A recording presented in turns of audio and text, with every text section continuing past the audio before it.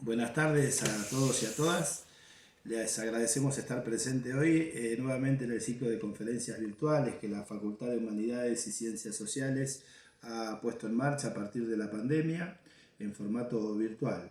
Hoy tenemos el agregado de un nuevo invitado que no estaba previsto desde el inicio en toda esta marcha, que es el licenciado Alejandro Castro Santander. Él es un especialista, un referente importante, tanto en la Argentina como en los países de América Latina, sobre la gestión de la convivencia escolar y la prevención temprana de la violencia en los ámbitos escolares también. Pero me voy a permitir leerles algunos de sus antecedentes, porque se trata de justamente, bueno, es un psicólogo institucional por la Universidad Católica Argentina, es licenciado en gestión educativa. También ha desempeñado actividades docentes, directivas y consultorías internacionales. Es miembro del Consejo Consultivo de Derechos Humanos, Dirección de Prevención, Participación Comunitaria y Derechos Humanos de la Municipalidad de Godoy Cruz en Mendoza. Y ex miembro del Consejo de Directores del Observatorio Internacional de la Violencia Escolar. También integrante de la cátedra de UNESCO de Juventud, Educación y Sociedad en la Universidad Católica de Brasilia. Ha brindado diferentes conferencias a lo largo de sus 35 años de experiencia ya en la docencia y en esta temática, y nos visitó en el año 2019 dando algunas charlas y conferencias tanto en Comodoro Rivadavia como en la ciudad de Sarmiento. Así que desde ya les agradecemos a ustedes la presencia en este ciclo, que puedan disfrutar de esta conferencia y comunicarles también que las certificaciones, una vez terminado el ciclo, se van a realizar y se las vamos a enviar desde la Facultad de Humanidades y Ciencias Sociales a las direcciones que ustedes indiquen. Muchas gracias por su presencia. Un afectuoso saludo a la comunidad de la Universidad de la Patagonia San Juan Bosco, a su rector Carlos de Marciani, a decanas, decanos, secretarios, secretarias, docentes, estudiantes, a René Silvera por haber sido mi contacto, a Gabriela Gallegos, que se encarga de la parte técnica, bueno, en general a todos los que participen directa o indirectamente de esta charla, que termina siendo un monólogo por las circunstancias. Quiero recordar que ya en otras oportunidades he estado en la universidad y he sido gratamente recibido y he compartido durante varios días hablando de temas que hacen a la convivencia. Uno de los temas que en el marco de esta cuarentena por la pandemia, ¿no?, por el virus COVID-19, bueno, nos tiene a todos viviendo situaciones atípicas, situaciones que también crean tensiones y que creo que, bueno, de una manera favorable, positiva o no, vamos aprendiendo. No es fácil estar grabando conferencias, uno que de tantos años, en mi caso cerca de 20 años, dando conferencias en general, ¿no? Siempre ha habido excepciones, pero dando conferencias presenciales, tener que, bueno, comunicarme con ustedes a través de una pantalla. Existe, lo que hemos estado aprendiendo en los últimos tiempos es que existe también una llamada fatiga del Zoom, dicen algunos, ¿no? Pero es de la comunicación en general, esta que debemos establecer a nivel virtual. Cómo le pasa factura al cerebro, ¿no? Hacer las cosas de esta manera. Provoca mucha tensión porque hay una imagen estática, no es fácil concentrarse, ¿no? Hay muchos distractores. Entonces, bueno, vamos a hacer un intento para hacerlo de la mejor manera. definitivo, el análisis, a mí me gustaría hacerlo no desde ámbitos que no me competen, pero de los cuales tenemos que aprender. Es importante reconocer que hay una mirada sistémica en todo esto que hacemos, y en este caso viene bien, como plantea ya desde hace por lo menos 2 décadas la Organización Mundial de la Salud, tenemos que hablar de un sistema ecológico, ¿no? Donde estamos todos absolutamente metidos, y todo lo que pasa, sea lejano, cercano, o no sea por ahí de parte nuestra consciente, termina incidiendo en nosotros, ¿no? Bueno, esto es lo que realmente ha pasado con este virus, que ya queda claro, primero, la interconexión que tenemos todos en el planeta, ¿no? Lo que le sucede a uno termina sucediéndonos de alguna manera a todos. El tema de lo mal que hemos tratado al planeta. ¿Por qué? Porque, bueno, los que saben indican que se han estado produciendo cambios muy marcados en el equilibrio, ¿no? de la ecología del planeta en general, y termina afectando al ser humano. Esto de la reducción tan drástica, ¿no? de especies. Algunos hablan de que en las últimas décadas hay una reducción de casi del 50%, y que esto es lo que produce en realidad que sea tan fácil que un virus pase de una especie animal, ¿no? Estas enfermedades de zoonosis, de un animal al ser humano, ¿no? Esta carga vírica que podría haber sido repartida, ¿no? entre otras especies, termina llegando con mucha más facilidad al ser humano. Y esto, lamentablemente, sabemos, y esto ya lo han avisado, no solamente la posibilidad por ahí de rebrotes, ¿no? del COVID-19, sino de nuevas, en algunos lugares podrán ser endemias, pandemias, o en este caso, ¿no? Lo que estamos viviendo, ¿no? Situaciones difíciles, a veces con virus que pueden ser tan peligrosos, ¿no? o más que el que estamos viviendo. Esto ha afectado, por supuesto, ¿no? Estamos en una situación atípica, una situación anormal, y lo que estamos viendo son distintas formas de convivencia, distintas formas de reaccionar, de la economía, de los responsables de las políticas, en las familias, y por supuesto en la escuela, ¿no? En general en las instituciones educativas, ¿no? Sean escuelas o universidades.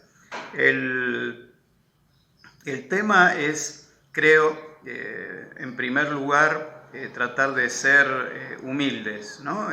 Nos ha tomado a todos muy desprevenidos, y creo que hemos mostrado en general que todos somos un poco incompetentes en algo.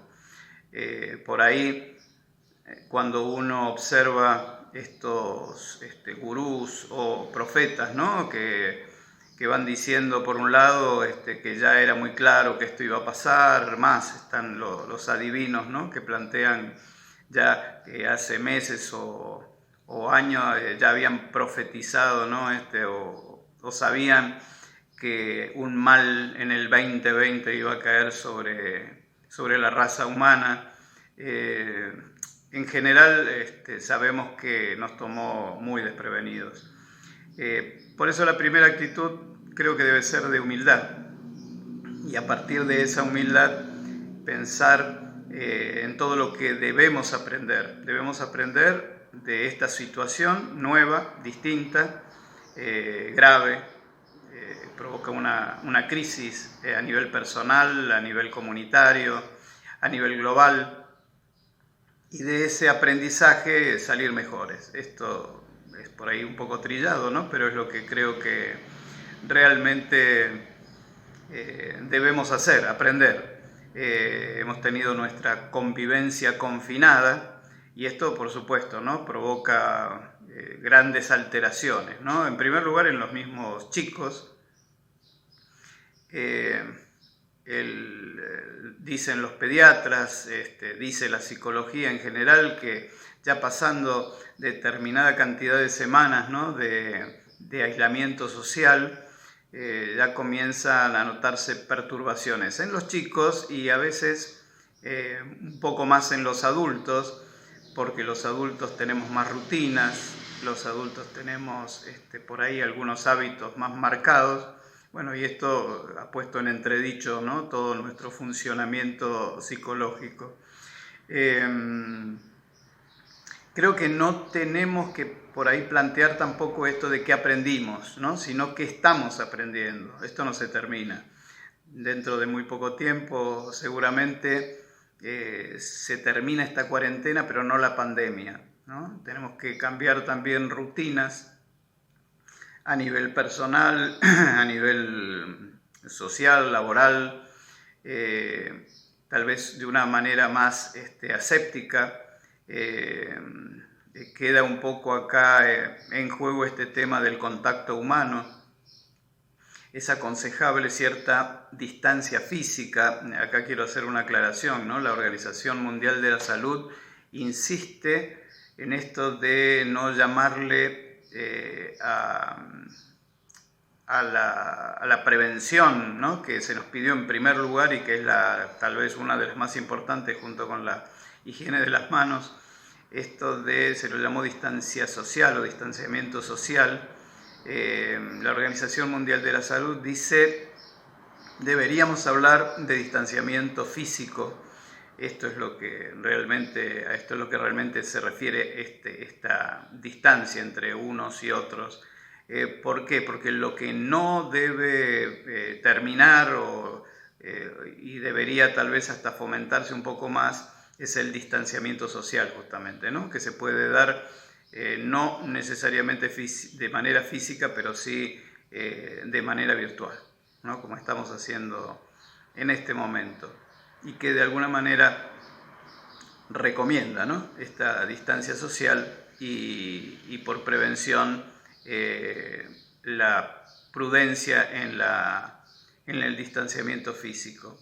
Son cosas que hemos ido aprendiendo, ¿no? Recordemos que inicialmente empezamos por ensayo y error, ¿no?, haciendo cosas, muy atentos con algo que evolucionaba día a día. Uno no podía tomar decisiones muy rígidas porque se sabía que uno terminaba contradiciéndose, a veces absolutamente al otro día. Nos fuimos acomodando.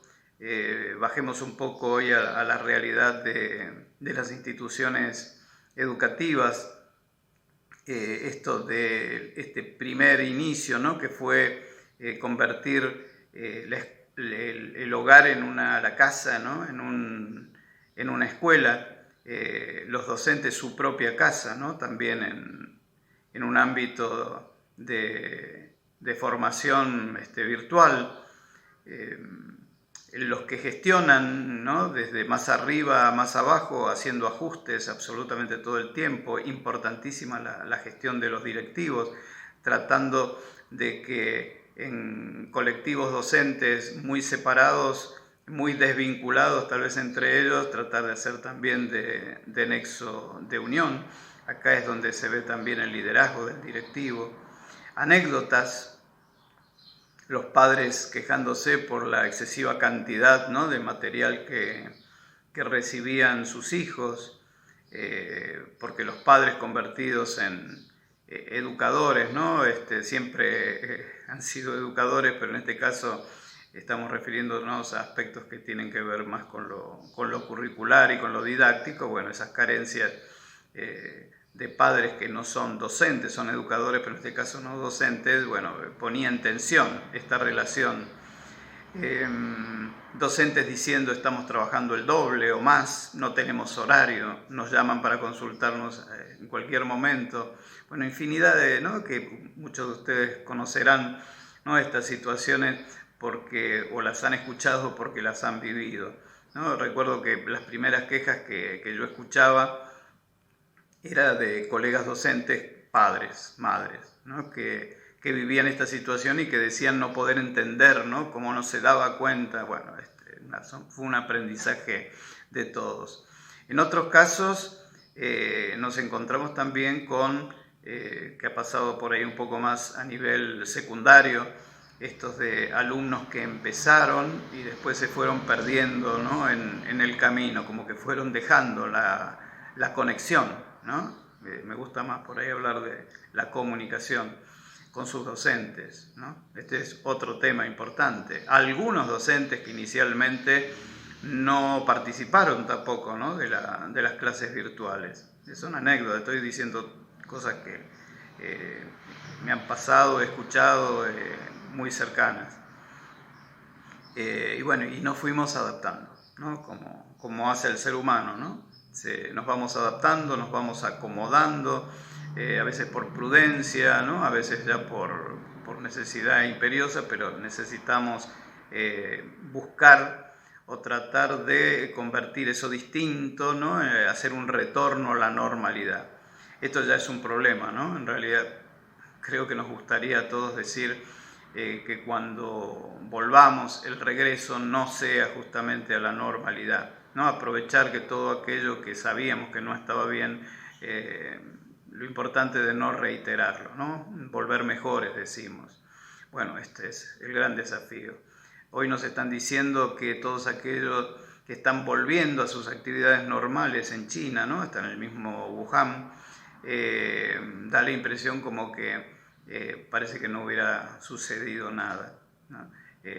Aumenta la polución nuevamente a los niveles que tenía, las conductas aparentemente sí un poco más asépticas, pero en lo que hace a la conducta de relación, ¿no? A los vínculos, ¿no? Al trato o maltrato, y parece que en algunos lugares queda ahí, y no sé, no ha cambiado, ¿no? Queda exactamente igual.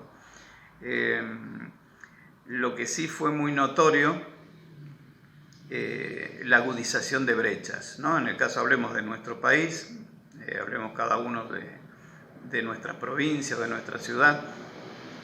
Estas brechas que estaban, recuerdo un funcionario que dijo, afortunadamente estamos cambiando gracias a un virus. O sea, me pareció una burrada enorme, ¿no? Una idea que no debemos, aunque parecería que es correcto, ¿no? Este razonamiento no debía existir. ¿Por qué? Porque en nuestro caso existen ya brechas de distinto tipo desde hace mucho tiempo, ¿no? Brechas desde lo tecnológico, brechas didácticas, que las hemos vivido en esta acomodación, ¿no? Que hemos hecho de lo presencial a lo virtual. Muchos ya venían utilizando la virtualidad, ¿no? La clase online, la clase a distancia. El tema es que el aula se convierte en un aula virtual a distancia 100%, ¿no? Y ahí cambia. De ahí el valor del contacto humano, de lo presencial, concreto, en el aprendizaje. Sobre todo en los más chicos, por supuesto, ¿no? Estamos hablando de nivel inicial, primaria y gran parte de la secundaria, uno podría decir. Tantos estudios, ¿no? A través del tiempo que se han ido desarrollando, que nos decían ya que lo presencial siempre era mejor, lo otro era complementario, ¿no? Contingente a veces, ¿no? Cuando no había más remedio que utilizarlo. Bueno, ahora lo hemos visto mejor, ¿no? La dificultad a veces de ese feedback rápido, ¿no? Que se hace en la presencialidad. Estas son las cosas, bueno, que en todo caso se reafirman, ¿no? Vivimos, como dicen algunos, en un gran experimento social, en donde pasan cosas muy macro, ¿no? En algunos lugares, y bueno, nosotros estamos más pendientes por ahí de lo micro, de lo que nos está sucediendo en nuestro entorno, ¿no? Esta oportunidad que están teniendo algunas democracias para aumentar el control, las hemos empoderado de alguna manera, algunos estados le hemos dado más poder, ¿a raíz de qué? Del miedo.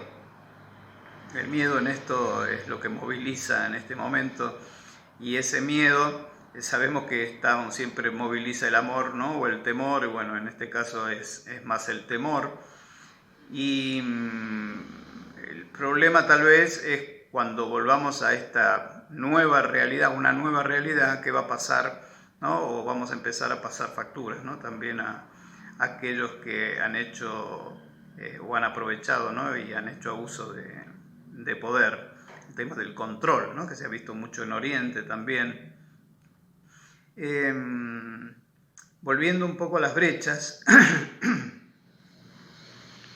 creo que tal vez vimos como muy marcado la brecha tecnológica, ¿no? Las cifras que tenemos en nuestro país realmente son vergonzosas.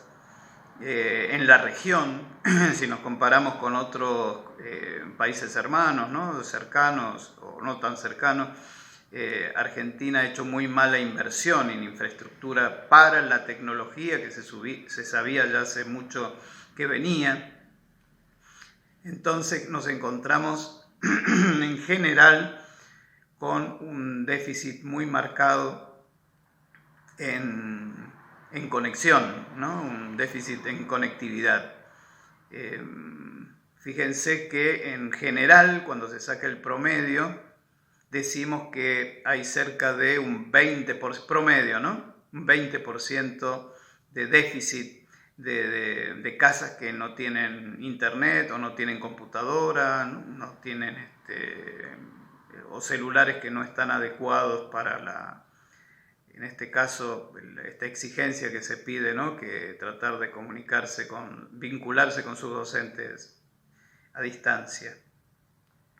En el caso, por ejemplo, de la provincia de Mendoza, esa cifra llega a un 30%, ¿no?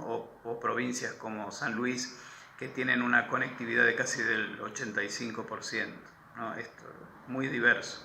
Lo que sí es notorio, la poca velocidad, ¿no? Esto sí, también en los distintos estudios que se han estado haciendo, entre ellos los de Argentinos por la Educación, ¿no? Que hace rato viene dando cifras, ¿no? Cifras concretas, ¿no? Que salen de distintos estudios que hemos hecho, de estudios a nivel estatal, ¿no? Que se han tomado, o de las pruebas a aprender, o de PISA, o de distintos lugares donde han construido estudios y han sacado algunas conclusiones, ¿no? Sobre lo que estamos viendo. Es preocupante por ahí lo que escuchaba los otros días, hace 2 días concretamente, ¿no? Donde el Ministerio de Educación de la Nación hacía referencia a que la desigualdad, y lo leo, ¿no? Textual, la desigualdad, y coinciden los especialistas y el Ministerio de Educación, se agrandará no por la cuestión digital, sino por las condiciones en las que los chicos pueden aprender en sus hogares y por la formación de sus padres para ayudarlos. ¿Qué sabemos con respecto a esto? Es lo tecnológico, las cifras, estamos hablando de un porcentaje, ¿no? En general, creo que somos bondadosos, ¿no? Decir solamente un 20%, porque ya también pueden haber computadoras, puede haber internet, pero si esta conexión es baja, es relativo. Es muy relativo. Es lo didáctico del docente que llega a la casa y tiene una didáctica también de la propia casa, por supuesto. Y esto está muy unido tal vez a la brecha que para mí es muy significativa, que es la brecha en el capital social, ¿no? Dentro de la casa. Padres que pueden ayudar porque tienen conocimientos, padres que realmente no tienen idea, aún aquellos padres que saben, ¿no? Conversaciones como esta, ¿no? Así el padre o la madre tratando de explicar una multiplicación y el hijo o la hija diciéndole, a mí no me la enseñaron así, ¿no? Que termina a veces en peleas, ¿no? Como me han contado colegas.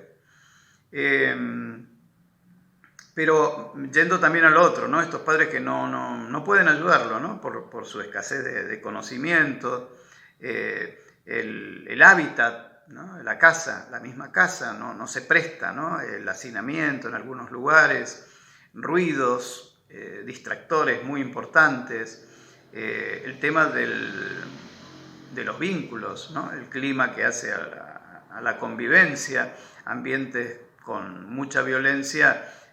Esto lo han visto agudizado, lo sabemos, ¿no? Violencia contra los chicos, violencia contra las mujeres.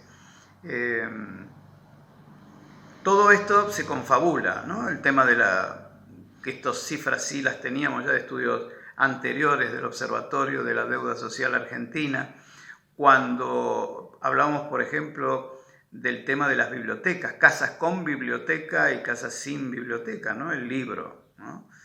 Cómo incidía un porcentaje muy alto, en donde justamente en esos momentos se medía el lugar que tenía dentro de ese capital, capital cultural de la casa, se medía también, ¿no? El tema de la computadora y se veía que tenía una incidencia menor que la biblioteca. ¿Por qué? Porque no se la vinculaba con el aprendizaje, se utilizaba para otras cosas, ¿no?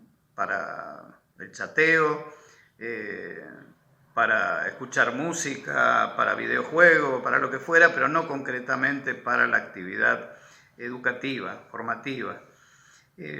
Hoy, por supuesto, se ha convertido en el protagonismo, ¿no? El protagonista, la computadora. Entonces, todos estos elementos, todas estas brechas, a las que por supuesto siempre le tenemos que agregar la brecha presupuestaria, ¿no? La baja inversión o la inversión no adecuada, ¿no? La que corresponde, ¿no? La pertinente, la que se necesita. Esta frase, ¿no? Vieja, cuando se pregunta, a ver, ¿qué es el presupuesto educativo? ¿Cómo debería ser el presupuesto educativo? Y se dice, es la expresión numérica de los objetivos educativos, ¿no? Es ponerse ese presupuesto a disposición de los objetivos. ¿Cuánto necesita la educación? No al revés, ¿no? Acomodarla a cuánto tenemos. Esto es justamente una de las grandes brechas que no logramos hacer coincidir. Una oportunidad estamos viendo para una de las brechas que deberíamos inmediatamente, ¿no? Comenzar a reducir, es este desencuentro marcado entre docentes y padres a veces, ¿no? Que se ha ido agudizando a lo largo del tiempo. Esto que ha vinculado a la casa con lo educativo, ¿no? De otra manera. No es solamente de estos aspectos se encarga la escuela y nosotros esperamos la libreta, sino que ya hay una relación, ha habido una relación más directa, ¿no? Sobre todo hablo nivel inicial y primaria, ha sido muy notorio esto. El después es todo un tema, ¿no? Lo que viene. Estoy hablando con ustedes como si tomara un café. No quiero sentirme así, ¿no? En esta virtualidad tratar de mentalmente hacerlo más cercano, ¿no? Como si estuviera charlando y tomando un café con ustedes. ¿Qué es lo que vemos, ¿no? Lo que estamos viendo. Bueno, agudización de estos problemas que ya estaban. Hablamos de estas brechas crónicas ya, ¿no? Que deberíamos haber atendido y no echarle la culpa, ¿no? a un virus como que nos iluminó, un virus, sino que deberíamos haber sido mucho más prevenidos, tratar de resolver estas brechas tan importantes, ¿no? Que no solamente estaban, sino que van a seguir estando y muchas de ellas agudizadas. Pienso también en lo que habrá que recuperar, ¿no? En esta vuelta, en este retorno. Claro, volveríamos a insistir en esto, ¿no? Cesaría la cuarentena, volveríamos a nuestras comunidades educativas, a reencontrarnos, ¿no? En las comunidades educativas, pero en pandemia, ¿no? La pandemia sigue, el virus sigue. Un virus que a la soberbia humana, frente a la soberbia humana y el individualismo, lo que ha hecho es arrodillarlo, ¿no? Esta es una de las cosas que se debería tener muy en cuenta para el cambio, ¿no? Para el cambio de actitud. Lo que hemos aprendido del distanciamiento social, este sí lo digo, no el físico solamente, sino el social, que he estudiado durante mucho tiempo, ¿no? Los primeros estudios hablaban de cómo afectaba a los mamíferos, ¿no? En general, y cómo afecta al hombre, ¿no? Trastornos de estrés postraumático, depresión, agresividad, miedo, hipersensibilidad, ¿no? Estímulos amenazantes, ¿no? Esta es un poco cierta paranoia. Estas son lo que provoca en la especie, ¿no? En nuestra especie. Recuerdo haber mencionado, cuando estuve también en Comodoro Rivadavia, ¿no? Visitando distintos lugares, ¿no? de la provincia, haber visto esto que iba creciendo, ¿no? Que eran los hikikomori, una especie de fobia social, sobre todo en estudiantes, que por distintos motivos entraban en crisis y no querían salir más de la casa, ¿no? Esto de hikikomori tiene que ver con el recluso voluntario, no querer salir más de la casa. Esto que uno venía hablando ya hace unos cuantos años, recuerdo haberlo puesto en un libro que se llama Un corazón descuidado, estoy hablando hace ya un poco más de 10 años, 11 años, hablaba de los hikikomori, ¿no? Como un fenómeno japonés. Sin embargo, hoy lo podemos encontrar extendido, ¿no? En distintos, inclusive en la misma Latinoamérica. Por supuesto, no necesariamente tan marcado esto de no querer salir de la casa durante meses o en algunos casos años, sino tener una actitud de hikikomori, ¿no? Ver como hostil, amenazante todo lo que tiene que ver con el entorno social y, bueno, y un lugar de seguridad, la propia habitación, ¿no? Porque muchos de estos hikikomori no salen de su habitación, no andan por la casa, andan metidos, ¿no? En su pieza. Estos fenómenos que van creciendo los vamos a tener que, por supuesto, analizar. No podemos hablar en estos momentos de problemas de violencia en el ámbito de la escuela, ¿no? O el caso de violencia entre iguales, ¿no? El tema de el bullying. Pero ¿qué está pasando con el ciberbullying? Estos chicos que siguen comunicados y siguen burlándose y siguen acosando, ¿no? Ciberacosando en este caso. Son estas fragilidades humanas, ¿no? Que se han ido poniendo nuevamente en juego, en tensión, y muchas han aumentado, ¿no? Entonces este reencuentro en la escuela, por supuesto que tiene que ser muy distinto, ¿no? Si me preguntaran, y es odioso tener que estar haciendo futurología en este tipo de cosas por la complejidad, ¿no? Cada comunidad es distinta, las personas son distintas y esto lo vamos a tener que diagnosticar muy bien. Creo que lo primero que debe apuntar la comunidad educativa, ¿no? Que recibe nuevamente a sus docentes, estudiantes y padres, es ser una comunidad muy afectiva. Una comunidad que priorice justamente ese reencuentro, la calidez, ¿no? Hablamos mucho, el juego de palabras, ¿no? Hablamos mucho de calidad educativa, pero en este caso vamos a necesitar un entorno más contenedor, ¿no? Más cuidado, controlado también, porque se debe hacer, ¿no? Para que estas rutinas que hemos estado aprendiendo, ¿no? De distancia, de higiene, etcétera, no se pierdan, ¿no? Y en estos ámbitos de encuentro tan importantes, ¿no? Donde somos tantos, me parece que el control, por supuesto, ¿no? Un control prudente tiene que existir. Me imagino una relación en los primeros momentos entre docentes y estudiantes, hablando, contando anécdotas, transmitiendo, ¿no? Esto que para algunos puede haber sido muy duro. Pensemos padres perdiendo en riesgo o perdiendo su fuente de trabajo, pensemos en familiares enfermos, en algún caso podrá haber sido la muerte de algún familiar, ¿no? De un ser muy cercano, un abuelo, abuelos a los que no han podido despedir tampoco. Cada uno reconocerá en uno mismo o en alguien cercano esto que ha sucedido. Por eso es tan difícil ser categórico.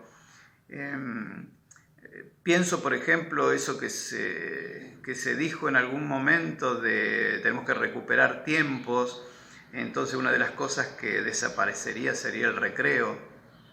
Me parece una torpeza total. Yo creo que los recreos hasta deberían ser más extensos, ¿no? Con más tiempo, reglados, para evitar esto que los chicos naturalmente no van a hacer, que es estar muy cercanos, no caer por ahí en esto que fue tan extraño verlo, ¿no? No recuerdo en qué país de Oriente, esos gorros extraños, ¿no? Con unos palos largos que iban a marcar la distancia. No me gusta pensar en esto otro que vi de los niños en su regreso metidos en pequeños box, ¿no? Recuerdo la imagen, eran unos box amarillos, ¿no? Muy apretados ahí, muy hacinados, bajito, y el docente viéndolos desde arriba. Creo que, bueno, por supuesto que cada cultura le resultará más fácil, ¿no? Tal vez implementarlo, o en la nuestra, por ejemplo, mucho más complejo. La reducción del número, sabemos que no podemos volver igual, esto es claro. ¿Cuántos alumnos, ¿no? Impensado ya volver a un aula de 30, ¿cómo hacemos? Lo ideal sería dividirla a veces hasta en 3. ¿Cómo hacemos? ¿No? Si a nivel presupuestario nos cuesta tratar de estar bien con lo que tenemos. ¿Qué hubiera pasado si, pensándolo, ¿no? ¿Qué hubiera pasado si muchas cosas de las que venimos hablando hace tantos años hubieran estado, ¿no? Y hubieran estado afianzadas? El desarrollo de habilidades socioafectivas, por ejemplo, temas relacionados con darle mucho más valor, un lugar más importante a la plástica, al arte, a la música, ¿no? Todas estas cosas que hoy se convierten en protagonistas en este momento, ¿no? A nivel general y a nivel también educativo en particular.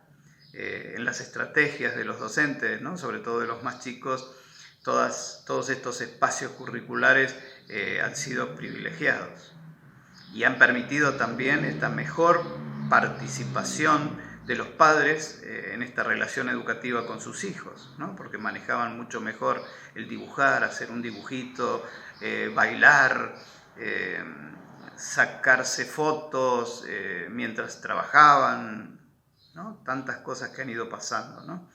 Esta imagen que tengo tan proyectiva, ¿no? Desde la psicología, este niño dibujando un monstruo verde y le había puesto en letras grandes muere. Son temas que tenemos que considerar, aprender. No me imagino, por supuesto, nunca un retorno a la normalidad. Dijimos que es lo que le escapamos, pero no me gusta tampoco hablar de, como se viene haciendo ahora, de nueva normalidad. ¿Por qué esto? Porque para poder hablar de que algo se convierte en normal y a veces hasta casi se transforma luego en un hecho cultural, necesita que pase tiempo. Entonces veremos cómo lo que desafía son nuestras conductas. Creo que en esta vuelta, en donde vamos a tener que reposicionarnos, reubicarnos, ¿no? Chicos que van a ir solamente tal vez 2 veces a nivel presencial, ¿no? En la semana, y luego el resto a nivel virtual, y seguirán combinando, ¿no? Esta forma de presencialidad y virtualidad. Seguramente, esto es seguro, ¿no? Sí, hay una pérdida notoria de calidad educativa. Pero bueno, en general no nos hemos preocupado mucho por la calidad educativa, ¿no? Porque siempre nuestros indicadores no han sido buenos. A veces daba hasta un poco vergüenza hablar de calidad educativa, pero es la meta, por supuesto. Siempre la meta es hacer las cosas de la mejor manera posible. Repensar los presupuestos. Evidentemente acá va a existir una inversión marcada de todos, de los estatales y de los privados. En primer lugar por cuestiones de reacomodamiento edilicio, y en segundo lugar, o en primero tal vez, a nivel sanitario, ¿no? La inversión que va a tener que hacer cada institución en lavandina, ¿no? En detergentes, geles. Es muy desafiante, realmente es muy desafiante. Yo creo que debemos priorizar la convivencia.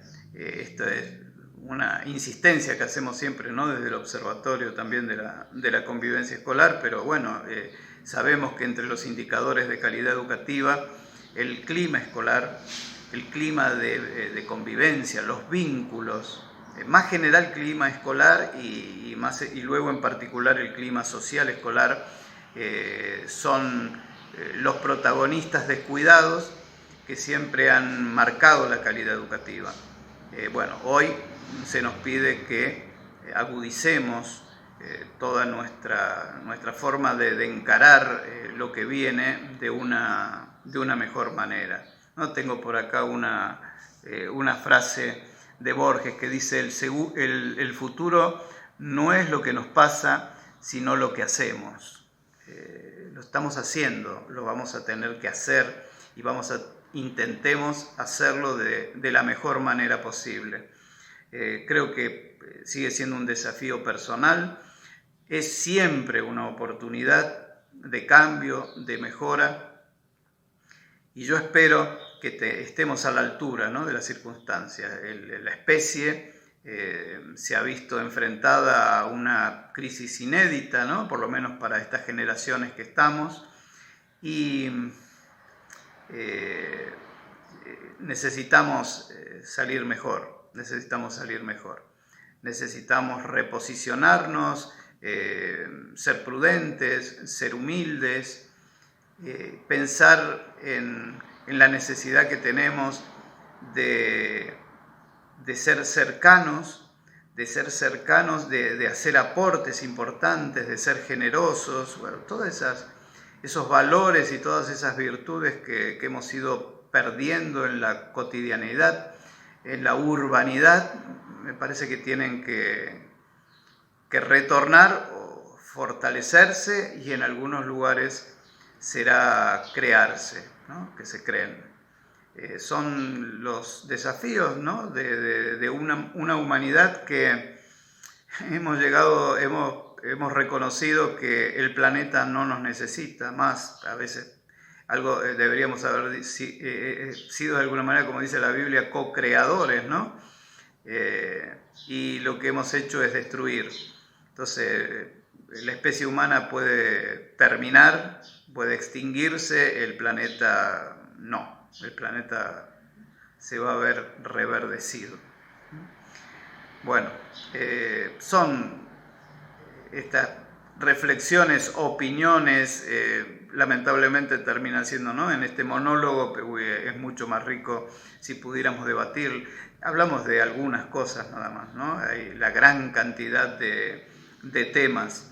Creo que lo importante es recordar que, como dice Merieux, el francés, ¿no? Dice que la escuela que viene, la escuela del después, no puede ser ni con las estructuras, ni con los presupuestos, ni con la pedagogía de antes. Creo que es el gran desafío. y todo esto en el marco de una mejor convivencia. Les mando un afectuosísimo saludo. Gracias por la oportunidad que me da la Universidad de la Patagonia de poder comunicarme y encontrarme de esta manera virtualmente con ustedes, y siempre a disposición de cada uno de ustedes. Gracias.